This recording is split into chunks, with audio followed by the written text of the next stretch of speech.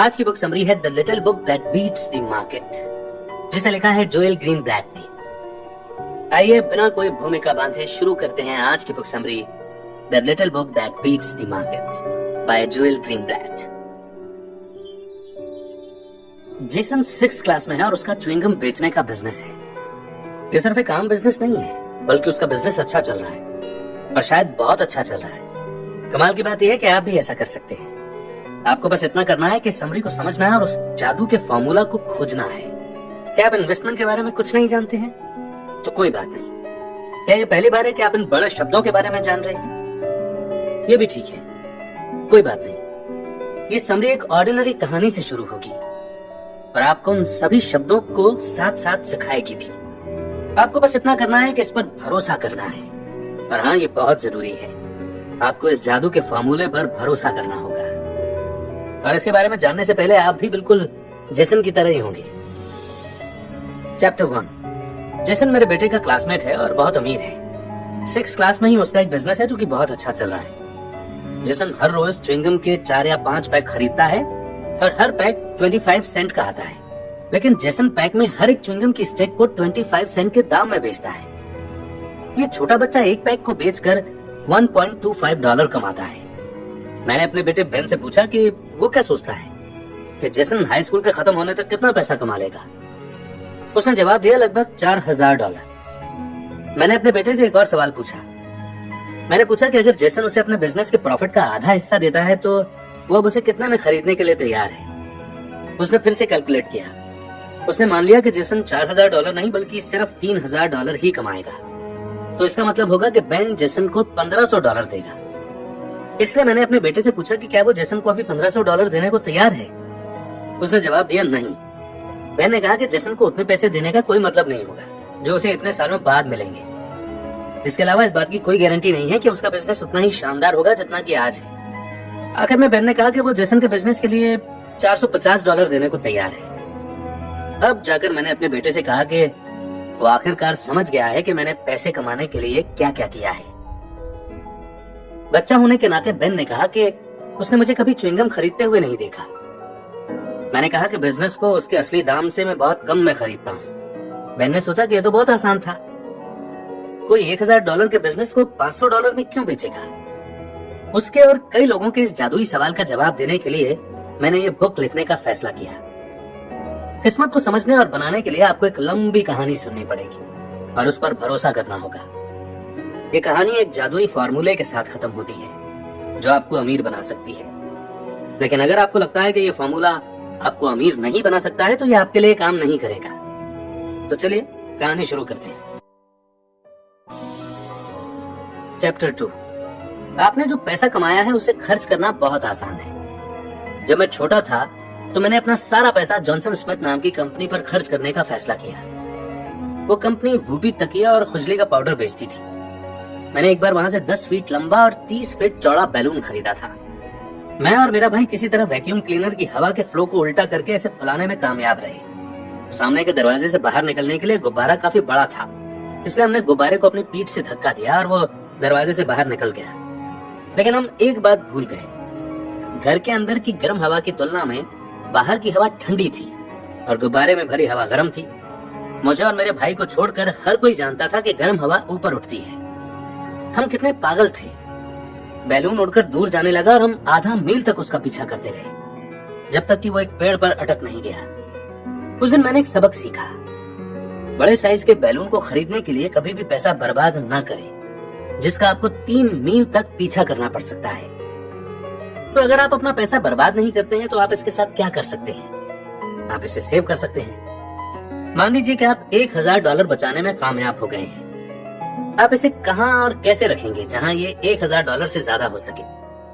शायद आप इसे गुल्लक में या तकिए के नीचे रख सकते हैं। लेकिन जब आप सालों बाद इसे देखेंगे तो आपको ये उतने ही पैसे दिखाई देंगे, क्योंकि वो पैसा वहां पड़े पड़े अपने आप बढ़ेगा नहीं। दरअसल सालों पहले आप इस पैसे से जो चीजें खरीदना चाहते थे वो पहले से और ज्यादा महंगी हो जाएंगी। शॉर्ट में कहें तो तकिया पैसे को नहीं बढ़ा सकता है। अब चलिए प्लान बी देखते हैं जो शायद बेहतर हो सकता है। मान लीजिए कि आपने अपना सारा पैसा बैंक में डाल दिया। ये न सिर्फ आपके पैसे को रखेगा बल्कि आपको हर साल इंटरेस्ट भी देगा। 5 सालों के बाद आपका $1,000 $1,267 यानी कि $1,267 हो सकती है। तो ये तो बिल्कुल बुरा सौदा नहीं है। अब आइए प्लान सी को देखते हैं। इस प्लान को बैंक की जरूरत किसे है ये भी कहा जाता है। आप बैंक को छोड़ सकते हैं और अपना पैसा किसी बिजनेस को उधार दे सकते हैं। ऐसा आप बॉन्ड्स के जरिए कर सकते हैं। अगर आप मैकडॉनल्ड्स जैसी बड़ी कंपनी से $1,000 का बॉन्ड खरीदते हैं तो कंपनी आपको हर साल 8% इंटरेस्ट देगी और 10 सालों के खत्म होने पर आपके $1,000 भी लौटाएगी। तो ये तो प्लान बी से बहुत अच्छा है। लेकिन एक छोटी सी प्रॉब्लम है। अगर कंपनी के साथ कुछ गलत होता है तो हो सकता है कि वो आपको कोई इंटरेस्ट ना दे। यही कारण है कि रिस्की कंपनियों को एस्टैब्लिश्ड यानी कि जमी जमाई कंपनियों की तुलना में ज्यादा इंटरेस्ट देना पड़ता है। अगर आप कोई रिस्क लेने में कंफर्टेबल नहीं है तो गवर्नमेंट के जरिए बेचे जाने वाले बॉन्ड खरीदें। रिस्क फ्री इन्वेस्टमेंट करने के लिए ये आपके लिए सबसे अच्छा रहेगा। मान लीजिए कि 10 साल के गवर्नमेंट बॉन्ड पर एनुअल इंटरेस्ट रेट 6% है। इसके बारे में ध्यान से सोचें। अगर कोई आपसे लंबे टाइम के लिए पैसे उधार लेने के लिए कह रहा है तो उसकी एनुअल इंटरेस्ट रेट 6% से ज्यादा होनी चाहिए, क्योंकि जब आप रिस्क फ्री बॉन्ड खरीद सकते हैं तो आप रिस्की बॉन्ड क्यों खरीदेंगे? आखिरकार आप गवर्नमेंट को उधार देकर 6% रिस्क फ्री इंटरेस्ट पा सकते हैं। चैप्टर 3।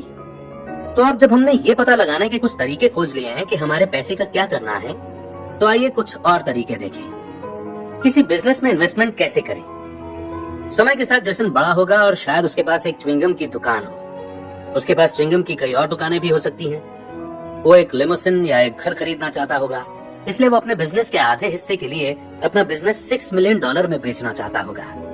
लेकिन ये उतना पैसा है जो हम में से ज्यादातर लोग अफोर्ड नहीं कर सकते हैं। इसलिए वो ओनरशिप को 1 लाख बराबर हिस्सों में बांट देता है, जिसे शेयर कहा जाता है। वो अपने लिए 5 लाख शेयर रखने का प्लान करता है और बाकी 5 लाख शेयर को $12 में यानी कि $12 में पर शेयर के हिसाब से बेचने का प्लान बनाता है। एग्जाम्पल के लिए आप 10,000 शेयर खरीदना चाहते हैं जो बिजनेस के 1% के बराबर होगा। इस 1% का मतलब ये नहीं है कि आप एक स्टोर के एक छोटे से हिस्से के मालिक हैं। इसका मतलब ये है कि आपको पूरे च्युइंगम के बिजनेस के फ्यूचर की कमाई का 1% मिलेगा। तो क्या आपको ऐसा करना चाहिए? ये तय करने के लिए जेसन ने आपको बहुत सारी जानकारी दी है। जेसन ने पिछले साल $10 मिलियन की च्युइंगम बेची थी। ये वो कीमत थी जिस पर उसने च्युइंगम बेची थी, न कि वो प्रॉफिट है जो उसने कमाया था। कंपनी के कुछ खर्चे भी होते हैं। च्युइंगम की कॉस्ट यानी कि कीमत करीब $6 मिलियन थी। जेसन को अपनी दुकान का किराया भी देना पड़ता है, एम्प्लॉयज की सैलरी, बिजली के बिल और कई खर्चों की वजह से ये $2 मिलियन बनता है। $2 मिलियन का 40% टैक्स में चला गया, तो बिजनेस का प्रॉफिट $1.2 मिलियन था। जेसन ने सारी इंफॉर्मेशन एक टेबल में दी थी जिसे इनकम स्टेटमेंट कहा जाता है। तो इस हिसाब से आपको अपने पहले साल में 10% का रिटर्न मिलेगा। ये बॉन्ड 6% से कहीं ज्यादा है, लेकिन हमें कुछ बातों पर गौर करना होगा। सबसे पहले ये कि ये पिछले साल च्युइंगम में मिला प्रॉफिट है। हमें ये सोचने की जरूरत है कि क्या आगे भी बिजनेस इससे ज्यादा या इतना ही या उससे भी कम कमाएगा। जब हम ये अनुमान लगाते हैं कि ये बिजनेस अगले साल कितना कमाएगा, तो हमें ये सोचने की जरूरत है कि हम अपनी भविष्यवाणी को लेकर कितने कॉन्फिडेंट हैं। तीसरा, हमें ये सोचना होगा कि क्या फ्यूचर में बिजनेस अच्छा चलेगा। क्या ये सारी जानकारी आपको कंफ्यूज कर रही है? क्या आपको लगता है कि आप इन मुश्किल कैलकुलेशंस को नहीं करते और ये रिस्क नहीं उठा सकते हैं? थोड़ा भरोसा कीजिए, आगे सुनते रहिए। चैप्टर 4। मैं एक आईवी लीग यूनिवर्सिटी में बिजनेस के स्टूडेंट को इन्वेस्टमेंट कोर्स पढ़ा रहा था। हर साल क्लास के पहले दिन मैं क्लास में जाता और न्यूज़पेपर का फाइनेंशियल सेक्शन खोलता। मैं अपने स्टूडेंट से बड़ी कंपनियों के नाम बोलने के लिए कहता था। स्टूडेंट IBM, जनरल मोटर्स और जनरल इलेक्ट्रिक जैसे नाम लेते थे। मैं कंपनी के नाम खोजने के लिए पेपर में देखता और उन्हें बताता था कि इन कंपनी के शेयरों को उनके सबसे ऊंचे और नीचे दाम पर बेचा गया है। मैं अपने स्टूडेंट्स को बताता कि इन कीमतों में कितना फर्क है। मैं अपने स्टूडेंट से पूछता कि ये कैसे हो सकता है। IBM जैसी कंपनी अपने शेयरों को सबसे ऊंची कीमत $93 और सबसे नीची कीमत $55 में कैसे बेच सकती है। मान लीजिए कि आपने अनुमान लगाया है कि जेसन के बिजनेस का एक शेयर $10 से $12 के बीच का था। साल के अलग अलग समय में इसके शेयर $6 और $11 के बीच खरीदे जा सकते थे। अगर आप बिजनेस के असली वर्थ के बारे में जानते होते तो $11 पर शेयर खरीदना मुश्किल हो सकता था, लेकिन $6 में एक शेयर खरीदना बहुत अच्छी डील होती। सबसे महान शेयर बाजार के राइटर्स में से एक बेंजामिन ग्राहम ने इसे इस तरह लिखा। मिस्टर मार्केट नाम के एक आदमी को इमेजिन करें जिसका मिजाज थोड़ा सा अजीब सा है और पल पल बदलता रहता है। हर दिन वो किसी न किसी कीमत पर शेयर खरीदने की बात करता है। कभी कभी वो अच्छे मूड में होता है और शेयरों को उनके दाम से बहुत ज्यादा पर बेचता है, और जिस दिन वो उदास रहता है तो वो बहुत कम कीमत में शेयर बेचता है। शेयर मार्केट की दुनिया ठीक इसी तरह काम करती है। तो आपका तरीका क्या होना चाहिए? आपको शेयर तब खरीदना चाहिए जब मिस्टर मार्केट उदास हो और कम कीमत पर शेयर को बेचने को तैयार हो। किसी बिजनेस की असली वैल्यू और आपके द्वारा दिए गए बड़े डिस्काउंट के बीच के इस फर्क को सेफ्टी मार्जिन कहा जाता है। इसका ध्यान जरूर रखें और आप आगे जाने के लिए तैयार हैं। चैप्टर 5, कराटे किड मेरी पसंदीदा फिल्मों में से एक है। फिल्म में एक सीन है जो मेरे लिए खास मायने रखता है। उम्र दराज कराटे मास्टर मिस्टर मियागी को अपने स्टूडेंट डैनियल को लड़ना सिखाना होता है, लेकिन वो कराटे सीखने के बजाय डैनियल को काम पर लगा देते हैं। वो उसे गाड़ी पर माँ की परत लगाने, फेंस यानी बाड़े को पेंट करने वगैरह का काम देते हैं। कुछ सीन के बाद डैनियल ये अजीबोगरीब काम करते करते थक जाता है। वो अपने गुरु से पूछता है कि कराटे सिखाने के बजाय वो उससे इतने आसान काम क्यों करवा रहे हैं। मिस्टर मियागी अपने स्टूडेंट पर चीजें फेंकने लगते हैं और वो उनसे बचने की कोशिश करता है। इसमें वो मोमेंट काम में आते हैं जो उसने गाड़ी पर माँ की परत लगाते समय सीखा था। मिस्टर मियागी मुक्का मारते हैं और कहते हैं कि पेंट द फेंस। ऐसे आसान टेक्निक को सीखकर डैनियल अनजाने में ही कराटे का मास्टर बन गया था। इसी तरह बहुत ही आसान टूल आपको स्टॉक मास्टर बना सकते हैं। आइए अपनी कहानी के हीरो जेसन पर वापस आते हैं। हमने उसकी कंपनी के इनकम स्टेटमेंट को देखा और 10% रिटर्न की कैलकुलेशन की। रिटर्न को कैलकुलेट करने के लिए हमने शेयर की अर्निंग को शेयर के प्राइस से डिवाइड किया। इसे अर्निंग्स यील्ड कहा जाता है। अब हमें ये देखना होगा कि बिजनेस अच्छा है या बुरा। क्या होता अगर जेसन के एक दोस्त जिम्बो के पास भी कई दुकानें होती तो? अगर आपको जिम्बो की बिजनेस चेन जस्ट ब्रोकोली खरीदने का मौका मिले तो? अगर उसे भी पिछले साल 2.5% का प्रॉफिट हुआ होता तो? ऐसे में आपको कौन से बिजनेस का शेयर खरीदना चाहिए? पिछले साल जेसन के बिजनेस में $2 मिलियन का प्रॉफिट हुआ और जिम्बो के बिजनेस में $10,000 का प्रॉफिट हुआ। क्या ये साफ नहीं है कि आप जेसन के बिजनेस का शेयर खरीदेंगे? अगर आप अच्छी कंपनियों के शेयर को खरीदना और उन्हें सिर्फ सस्ते दामों पर खरीदना चाहते हैं तो आप बहुत अच्छे रिटर्न पा सकते हैं। बस 2 पॉइंट्स याद रखिए। एक, कम कीमत वाला शेयर लें। दूसरा, एक अच्छी कंपनी चुनें। ये 2 पॉइंट्स का मेल बहुत सारा पैसा बनाने का सीक्रेट है। चैप्टर 6, अब हम जादू के फॉर्मूले के लिए तैयार हैं। आपको क्या लगता है कि अगर हम सिर्फ उन कंपनियों में शेयर खरीदने का फैसला करते हैं जिनमें ज्यादा प्रॉफिट और कैपिटल पर ज्यादा रिटर्न दोनों होते हैं, क्या होगा अगर हम सिर्फ अच्छी कंपनियों में शेयर खरीदने का फैसला करें और सिर्फ तभी जब उन्हें कम प्राइस पर बेचा जाए? इससे हम बहुत पैसा कमाएंगे। लेकिन आपको क्या लगता है कि असली दुनिया में सब कुछ इतना आसान होगा? फॉर्मूले पर आने से पहले आपको पता होना चाहिए कि बेंजामिन ग्राहम का अपना एक फॉर्मूला था। वो शेयरों को तभी खरीदते थे जब प्राइस इतने कम हो कि खरीदारी की प्राइस उस इनकम से कम हो जो बिजनेस बंद होने पर मिल सकता है। तो फिर हमारे फॉर्मूले के बारे में क्या? फॉर्मूला एक मेजर यूएस स्टॉक एक्सचेंज पर ट्रेडिंग के लिए पाए गए सबसे बड़ी 3,500 कंपनियों की लिस्ट के साथ शुरू होता है। फिर हर कंपनी को उसकी कैपिटल पर रिटर्न के हिसाब से रैंक किया जाता है। फिर सभी कंपनियों को 1 से 3500 तक यानी कि 3,500 तक रैंक किया जाता है, लेकिन अर्निंग यील्ड के हिसाब से। आखिर में इन दोनों को जोड़ा जाता है। तो अगर किसी कंपनी ने कैपिटल रिटर्न्स के मामले में 230 और अर्निंग यील्ड के मामले में 1 रैंक हासिल किया है तो उसकी आखिरी रैंक 230+1 यानी कि 231 हो जाएगी। सबसे अच्छी रैंक वाली कंपनियां इन्वेस्टमेंट करने लायक होती हैं। चैप्टर 7 और 8, मैं कभी नहीं समझ पाया कि अमेरिका ने रिवॉल्यूशनरी वॉर कैसे जीता। 13 कॉलोनी दुनिया के सबसे मजबूत देश इंग्लैंड के खिलाफ थे। उसके पास सबसे अच्छी सेना, सबसे अच्छी नेवी और सबसे ज्यादा पैसा था। फिर भी हम किसी तरह जीतने में कामयाब रहे। ये कैसे हुआ? मेरे पास एक थ्योरी है। मुझे लगता है कि हम जंग जीत पाए क्योंकि हम बेवकूफों के झुंड के खिलाफ थे। ब्रिटिश सेना एकदम सामने खड़ी थी। हम चट्टानों के पीछे छुपे हुए थे और टारगेट पर गोलाबारी कर रहे थे, इसलिए हम जीत गए। मुझे ये समझ में नहीं आता कि वे पहली बार इस तरह से लड़कर जीतने में कैसे कामयाब रहे। जब उन्होंने ये दोबारा किया तब वो उसी स्ट्रेटेजी का बार बार इस्तेमाल करते रहे, इसलिए वो अंत में हार गए। यहाँ भी यही बात लागू होती है। हमारे पास एक जादू का फॉर्मूला है जो पहले बहुत बार काम करता आया है, लेकिन इससे पहले कि हम अपना सारा पैसा इस फॉर्मूले में लगाएं, हमें ये सोचना होगा कि अगर सभी को इसके बारे में पता होगा तो क्या हमारी स्ट्रेटेजी काम कर सकती है। जादू का फॉर्मूला महीनों तक काम नहीं करता है और कभी कभी तो साल भर भी नहीं चल सकता। इसलिए जादू के फॉर्मूले को फॉलो करते रहना आसान नहीं है। पैसा खोना और इसे करते रहना आसान नहीं है।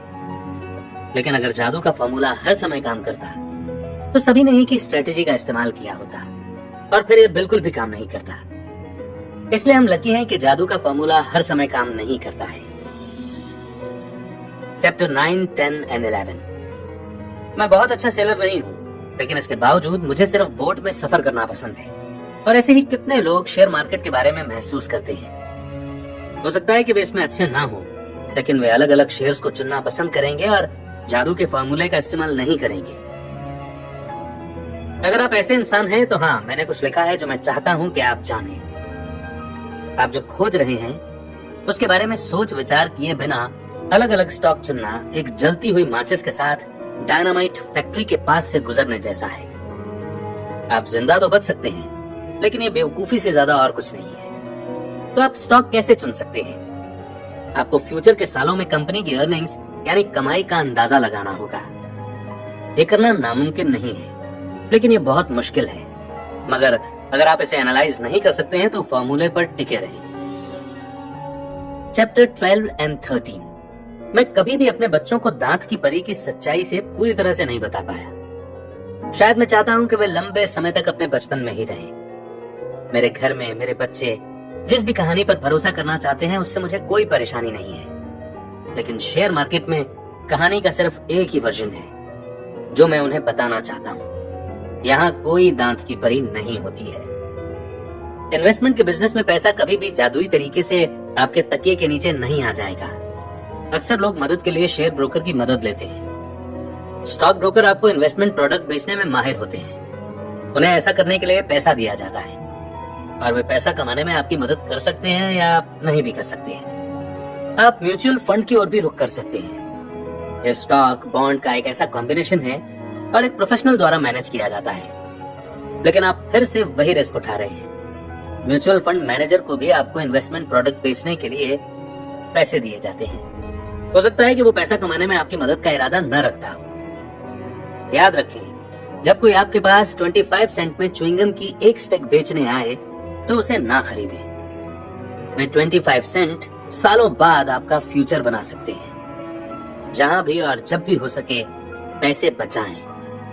और मुझे उम्मीद है कि इस समरी और इसके स्टेप बाय स्टेप इंस्ट्रक्शंस आपको अपने सभी इन्वेस्टमेंट गोल्स तक पहुंचने में मदद करेंगे। आपको कामयाबी मिले, आगे बढ़िए और अपने जीवन के जैसन बनिए। कहानी भी हुई, समरी भी हुई और अब वक्त है कंक्लूजन का।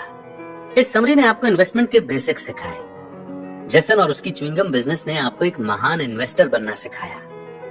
आपने जादू का फॉर्मूला और उसका महत्व जाना। आपने इन्वेस्टमेंट करने से पहले सभी आसान और मुश्किल शर्तों को समझा जिन्हें आपको जानना जरूरी है।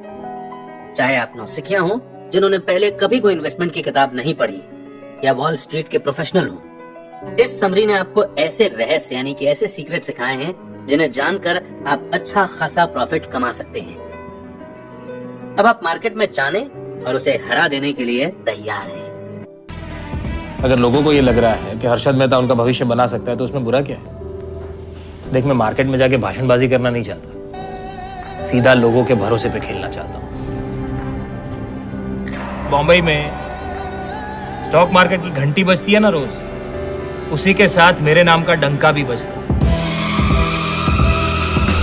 बॉम्बे बॉम्बे, यहाँ सब बदल जाए पर दरिया वही रहे। तो भाई, मैं दलाल स्ट्रीट का दरिया हूं,